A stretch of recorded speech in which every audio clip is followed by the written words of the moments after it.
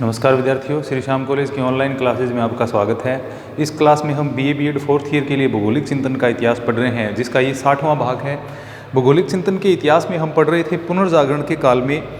पुनर्जागरण का जो काल है उसको खोजी यात्राओं या अन्वेषण का युग कहा जाता है। जैसे कि हमने पढ़ा, जो प्राचीन धर्मांधता यूरोप में एक प्रकार से छा गई थी, तो उससे बाहर निकलते हुए यहाँ पर विभिन्न जो खोजी यात्री थे, विभिन्न जो नाविक थे, उनके द्वारा विभिन्न नए नए स्थानों की खोजें की गई। जैसे उन नाविकों में विशेषतः वास्को डी गामा है, मैगलिन है, अमेरिगो वेस्पुक्की है, इसके अलावा कोलंबस है या मार्को पोलो हैं, जो महान यात्री हुए जिनके द्वारा विभिन्न क्षेत्रों की खोजें की गई और विभिन्न विस्तृत क्षेत्रों की यात्राएं की गई।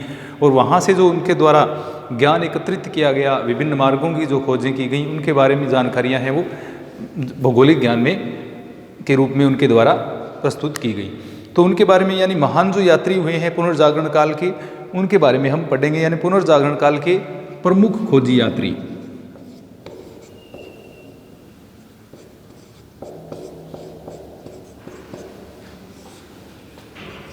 पुनर्जागरण काल के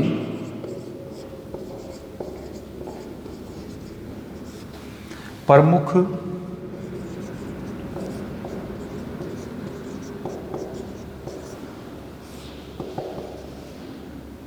खोजी यात्री। तो पुनर्जागरण काल में प्रमुख जो खोजी यात्री हुए हैं उनके बारे में हम इसमें पढ़ेंगे। उत्तर मध्य काल या पुनर्जागरण काल। उत्तर मध्य काल जो था उसको क्या कहा जाता है? पुनर्जागरण काल कहा जाता है। जैसे कि मैंने आपको पहले बताया, 13वीं से लेकर के 17वीं शताब्दी के जो काल की इसमें जानकारियां हैं वो मिलती हैं। उत्तर मध्य काल, लेट मिडेवियल पीरियड ये कहलाता है। तो उत्तर मध्य काल में विभिन्न खोजी यात्रियों के द्वारा विभिन्न क्षेत्रों की खोजें की गई और नए नए महासागरीय मार्गों, द्वीपों, देशों आदि का पता है वो लगाया गया था। तो इसमें प्रमुख यात्रियों की अगर हम बात करें तो सबसे पहले मार्को पोलो के बारे में पढ़ेंगे। इसमें मार्को पोलो है, कोलंबस है, वास्को डी गामा है, मैगलिन है, कैप्टन कुक है, अमेरिगो वेस्पुक्की है, जोन्स डिमांट है, फ्रांसीसी ड्रेक हैं, प्रिंस हेनरी फ्योल जो है उनके द्वारा भी यात्राएं की गई। इसके अलावा हडसन के द्वारा विभिन्न यात्राएं की गई, जिन्होंने विभिन्न मार्गों की, विभिन्न देशों की, द्वीपों की जो खोजें हैं वो की। तो कौन कौन से यात्रियों ने किन क्षेत्रों की, किन मार्गों की खोजें की, उनके द्वारा उनके बारे में हम पढ़ेंगे। तो सबसे पहला जो महान खोजी यात्री आते हैं उनका नाम है मार्को पोलो।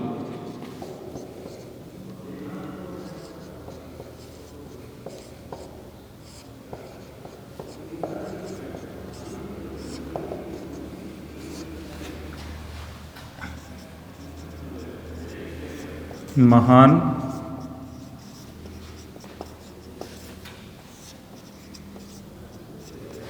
खोजी यात्री थे। ये एक महान खोजी यात्री थे और इनके द्वारा विभिन्न क्षेत्रों की खोज की गई थी। इनका जन्म 1254 में वेनिस में हुआ था। जन्म 1254 में वेनिस में। इनके जो पिताजी और इनके चाचा जी थे वो भी क्या थे? व्यापारी परिवार में इनका जन्म हुआ था। तो इनके पिताजी हैं या इनके चाचा जी जो है वो क्या थे?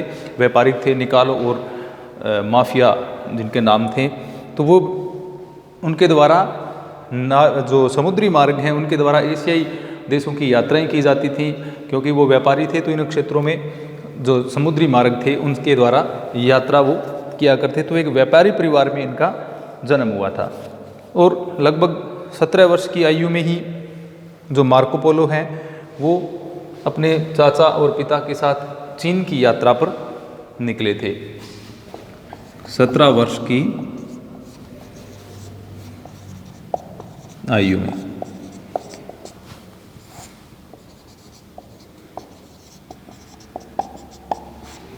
यात्रा प्रारंभ की। तो 17 वर्ष की आयु में मार्को पोलो के द्वारा चीन की यात्रा है वो प्रारंभ की गई। इनके समय की अगर हम बात करें तो 1254 से लेकर के 1324 का 1254 से 1324 ईस्वी वर्ष इनका समय रहा था मार्को पोलो का। तो 17 वर्ष की आयु में चीन की यात्रा इनके द्वारा प्रारंभ की गई। यानी ये वेनिस इटली से इन्होंने यात्रा प्रारंभ की थी और यहाँ से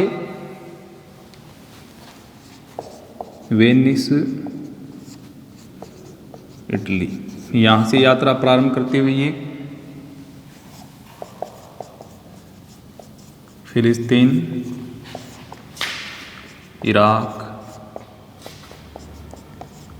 ईरान,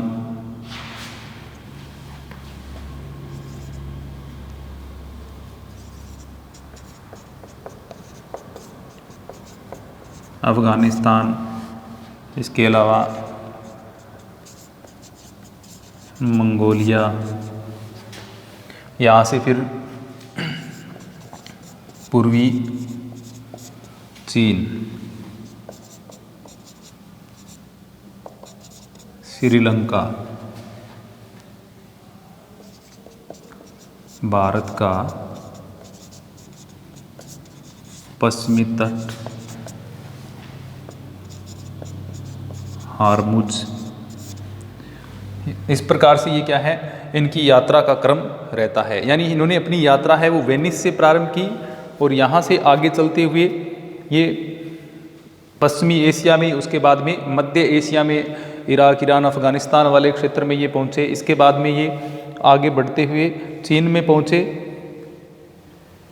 उसके बाद वियतनाम, मलाया, ब्रह्मा, श्रीलंका, भारत, अफ़गानिस्तान, इन सारी क्षेत्रों की यात्राएं इनके द्वारा की गई। हार्मुज से वापस ये फिर कहाँ पहुँच गए थे, वेनिस में पहुँचे, वेनिस में ये पहुँच गए थे। तो इस प्रकार इनके द्वारा ये लगभग 17 वर्षों तक चीन में ये रुके थे। कबूलई खान का जो राज्य था उस क्षेत्र में 17 वर्ष तक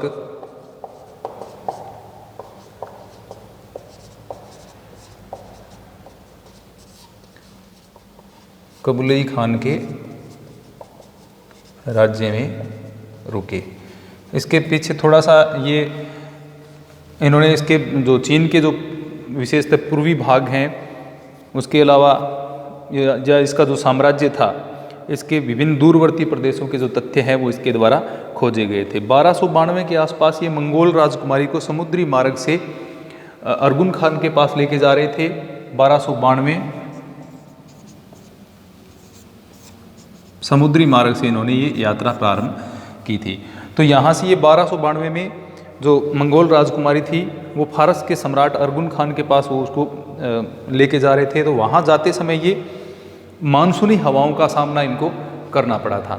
यानी वहाँ जब ये जा रहे थे तो उस समय जो मलाया के प्रायद्वीप और सुमात्रा का जो क्षेत्र है वहाँ पर जो विपरीत दक्षिणी पश्चिमी मानसूनी हवाएं थी मलाया और सुमात्रा में, ये यात्रा जब इन्होंने प्रारंभ की थी तब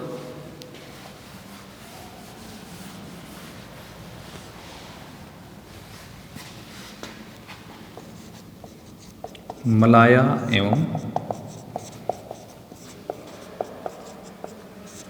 सुमात्रा में विपरीत मानसूनी हवाओं का सामना किया। अब इनसे बचने के लिए यहाँ पर क्या है, 5 महीने तक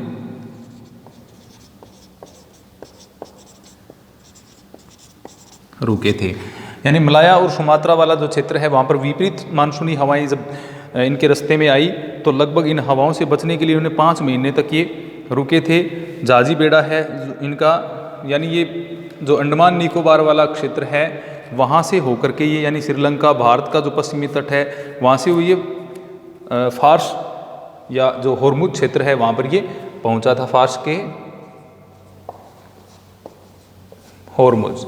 अब जब ये उस मंगोलियन राजकुमारी को लेकर के होर्मुज पहुँचे तो यहाँ पर जब ये पहुँचे तो उस समय अर्गुन खान है उनकी मृत्यु हो गई थी। उसके बाद ये क्या है, अर्गुन खान का जो पुत्र महमूद गजनी था जो कि खोरासन में रहता था, खोरासन, तो उस राजकुमारी को महमूद गजनी के पास सौंपने के लिए ये कहाँ पहुँच गए, खोरासन पहुँच गए थे। तो इस प्रकार क्या है, इन्होंने एक पूरा चक्र ये कह सकते हैं इटली से प्रारंभ होकर के, वेनिस इटली से प्रारंभ होकर के पश्चिमी एशिया में, उसके बाद मध्य एशिया, मंगोलिया, चीन, वियतनाम, उसके बाद में जो दक्षिणी पूर्वी क्षेत्र हैं वहाँ पर मलाया, सुमात्रा, श्रीलंका, इस तरह से आगे बढ़ते हुए ये भारत का जो पश्चिमी तट है इन क्षेत्रों से होते हुए वापस कहाँ चले गए, यूरोप चले गए।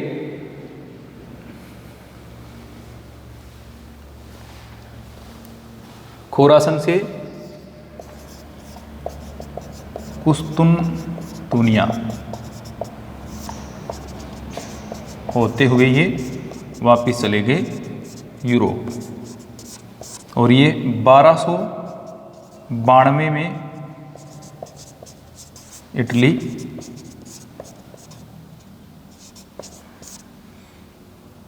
वापस पहुंच गए थे।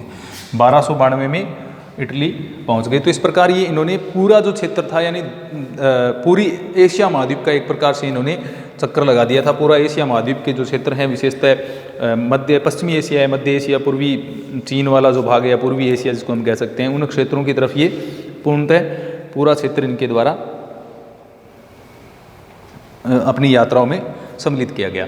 जब ये वेनिस पहुंचे तो वेनिस और जिनोवा के मध्य उस समय युद्ध चल रहा था, तो इनको एक जहाजी बेड़े का कमांडर बना करके वहाँ भेज दिया गया। उसके बाद इनके क्या है, इनको जेल में रखा गया, और इसके जेल में जब ये थे उस समय इन्होंने एक पुस्तक लिखी जो कि फ्रांसीसी भाषा में थी, जिसका नाम था विभिन्न साहसों की पुस्तक, a book of various enterprises, विभिन्न साहसों की पुस्तक, ये इनके द्वारा लिखी गई। वेनिस में एक इनकी पुस्तक रही विभिन्न साहसों की पुस्तक। बाकी इनकी जो दूसरी पुस्तक थी जो कि मार्को पोलो की यात्राएं नाम से जानी जाती है, ट्रेवल्स ऑफ मार्को पोलो के नाम से जानी जाती है। एक इनकी पुस्तक जिसका नाम था द मिलियन, उसका अंग्रेजी भाषा में अनुवाद हुआ था। यानी दूसरी पुस्तक जो थी, पहली पुस्तक विभिन्न साहसों की यात्राएं, इसके बाद दूसरी थी द मिलियन, इसका ये भी फ्रांसीसी भाषा में थी, इसका अंग्रेजी में अनुवाद हुआ।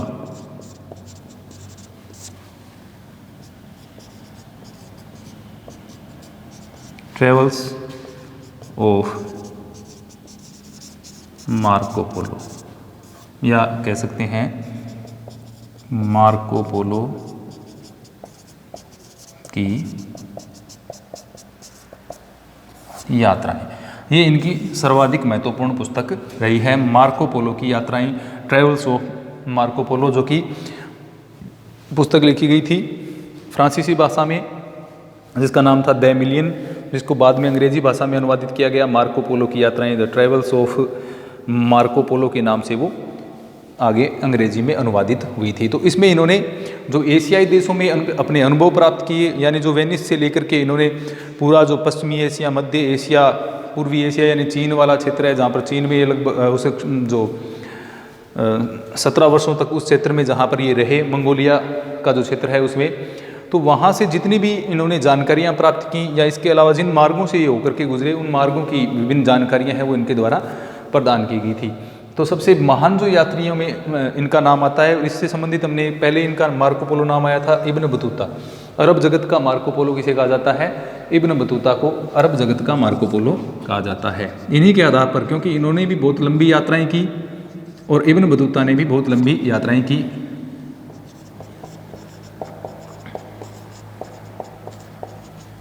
मार्को पोलो है इब्न बतूता, ये बात मैंने पहले भी आपको बता दी थी।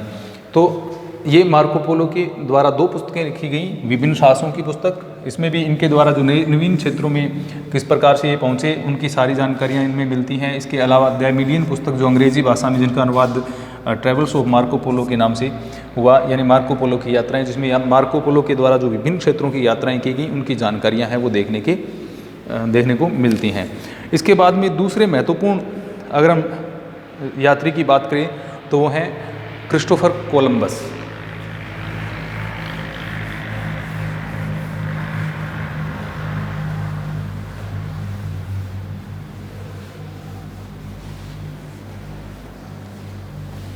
नंबर 2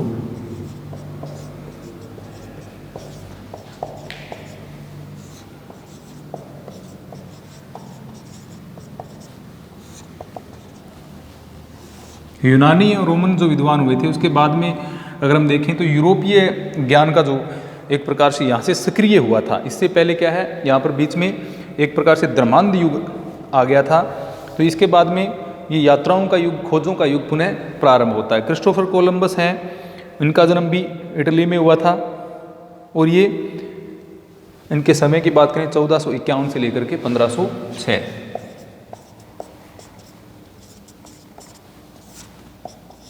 जन्म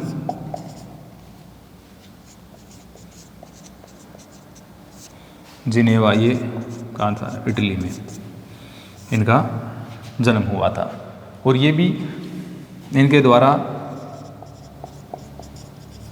अमेरिका की खोज की गई थी,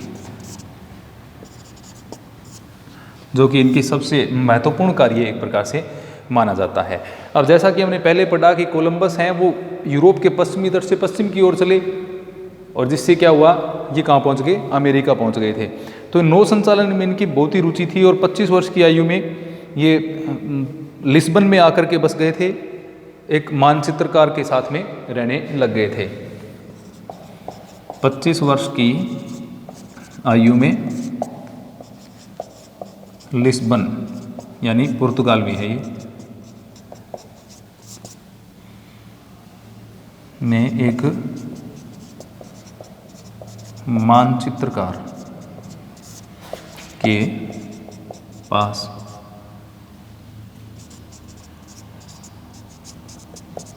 रहने लगे। तो यहाँ से इनका जो मानचित्र कला में इनकी रुचि उत्पन्न हुई और मानचित्रों के माध्यम से ये क्या है, मानचित्र इनकी यात्रा का क्या था, आधार था। तो यहाँ पर मानचित्रांकन या मानचित्र बनाने का भी इन्होंने अनुभव प्राप्त कर लिया और इसके बाद इन्होंने कुछ यात्राएं की, जैसे सबसे पहले आइसलैंड, मदीरा, इसके अलावा अफ्रीका के पश्चिमी तट की यात्राएं इनके द्वारा की गई। आइसलैंड, मदीरा और अफ्रीका का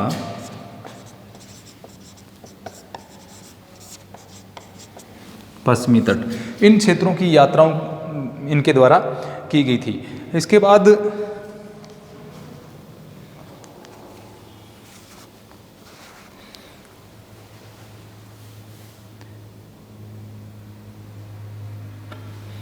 इन्होंने टोलेमी के द्वारा जो पृथ्वी की परिधि की जो उनकी मान्यता थी, जो कि वास्तविक परिधि से वास्तविकता में क्या थी, कम थी, उसके आधार पर ये क्या हुआ। इसके अलावा एक इनके द्वारा जो पुस्तक पढ़ी गई जिसका नाम था इमेजियो मुंडी, एक विद्वान थे जिनकी पीरे दे अली की ये पुस्तक थी, तो उनसे ये काफ़ी प्रभावित थे और ये पृथ्वी को उससे क्या गोलाकार मानते थे और जो टोलेमी के द्वारा पृथ्वी की परिधि बताई गई थी वो वास्तविकता से कम थी।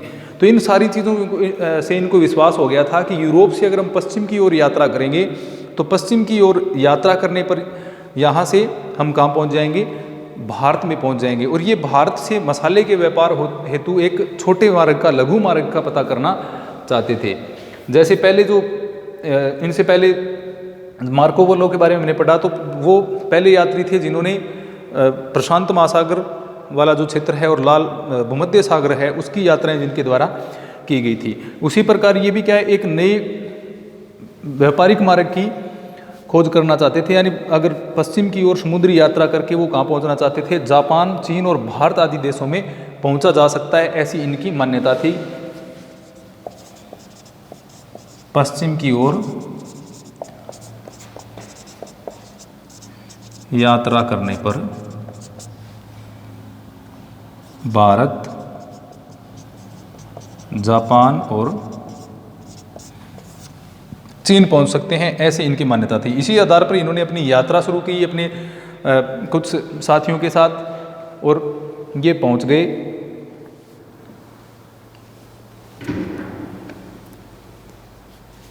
वालिंगटन द्वीप।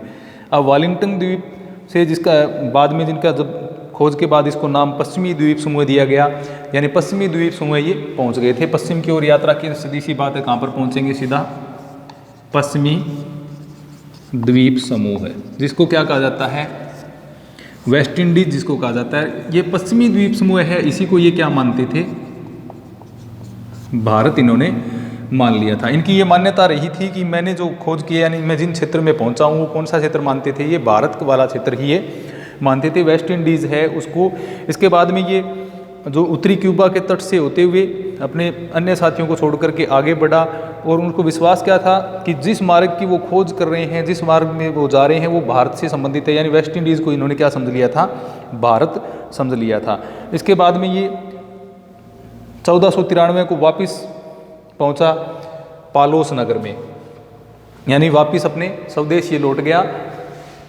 1493 में। 1492 में इनके द्वारा ये खोज की गई और 1493 में ये वापस पहुंच गया। तो इन्होंने क्या सोचा कि जिस क्षेत्र की मेरे द्वारा खोज की गई है वो कौन सी थी, भारत इसको ये समझता था। वास्तविकता में वो एक नई दुनिया या अमेरिका हम जिसको कह सकते हैं, उसकी खोज इनके द्वारा की गई थी। इसके द्वारा इन्होंने दूसरी यात्रा, लगभग 1493 भी इनके द्वारा दूसरी यात्रा की गई। अब यहाँ से ये विभिन्न द्वीपों की इनके द्वारा खोज की गई।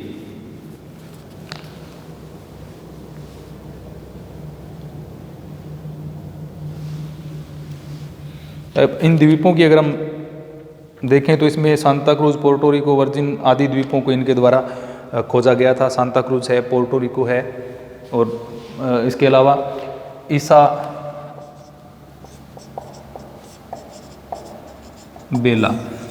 ईसाबेला जो है इनके द्वारा एक प्रथम यूरोपीय बस्ती बसाई गई थी, जिसकी जो साम्राज्ञी थी उसका नाम क्या रखा गया, ईसाबेला रखा गया था, प्रथम यूरोपीय बस्ती। तो इस प्रकार हम कह सकते हैं कि ये वास्तविकता में भारत के मार्ग की खोज करना चाहते थे, लेकिन गलती से ये कहाँ पहुंच गए थे, अमेरिका पहुंच गए। नई दुनिया या अमेरिका की खोज है वो इनके द्वारा की गई थी। और कोलंबस अपनी मृत्यु तक यही मानते रहे कि मैंने जो खोज की है वह क्षेत्र भारत का क्षेत्र है, लेकिन वास्तविकता में इनके द्वारा खोज की गई थी अमेरिका की। तो वहाँ पर ये जब पहुँचे तो इनके द्वारा वहाँ पर रेड इंडियन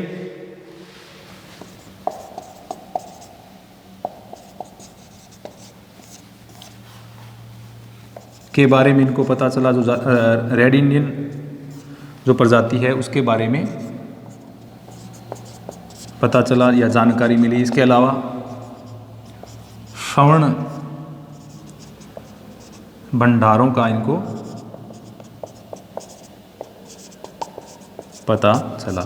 तो इनके द्वारा इन क्षेत्रों में यूरोपीय बस्तियां भी बसाई गई। जैसे एक यूरोपीय बस्ती इनके द्वारा बसाई गई थी जिसका नाम ईसाबेला साम्राज्ञी, वहाँ की जो साम्राज्ञी जिसको बनाया गया था, सॉरी, ये ईसाबेला एक साम्राज्ञी थी जिसके नाम के ऊपर इस द्वीप का नाम या इस बस्ती का नाम भी क्या रखा गया था, ईसाबेला नाम इसका रखा गया था। इसके बाद में इन्होंने एक और समुद्री यात्रा या चौथी समुद्री यात्रा थी जो इन्होंने 1502 में प्रारंभ की थी, और इस यात्रा में ये होंडुरास पहुंचे थे। होंडुरास में ये पहुंचे। इसके बाद में इसको पार करते हुए ये पनामा में पहुंच गए। होंडुरास के बाद, होंडुरास को पार करते हुए ये कहाँ पहुंचे, पनामा। तो इस प्रकार कोलंबस के द्वारा 4 यात्रा अभियान किए गए थे। इसके बाद में लगभग 1506 में इनकी मृत्यु हो गई। तो इस प्रकार सबसे विश्व प्रसिद्ध कार्य इनके द्वारा, यानी ये भारत की खोज करने में तो असफल रहा, लेकिन इनके द्वारा अमेरिका की खोज है वो एक प्रकार से हम ये कह सकते हैं अज्ञातवश हो गई, या जिस प्रकार से जो इन्होंने इनकी मान्यता थी पश्चिम की ओर चलने पर भारत या अन्य जो पूर्वी एशियाई देश है उनमें पहुंचा जा सकता है। तो इस प्रकार इनके द्वारा क्या है, अमेरिका की खोज की गई। ये सबसे महत्वपूर्ण कार्य कोलंबस का था। तो ये 2 महान यात्रियों के बारे में हमने, पुनर्जागरण के यात्रियों के बारे में पढ़ा। धन्यवाद।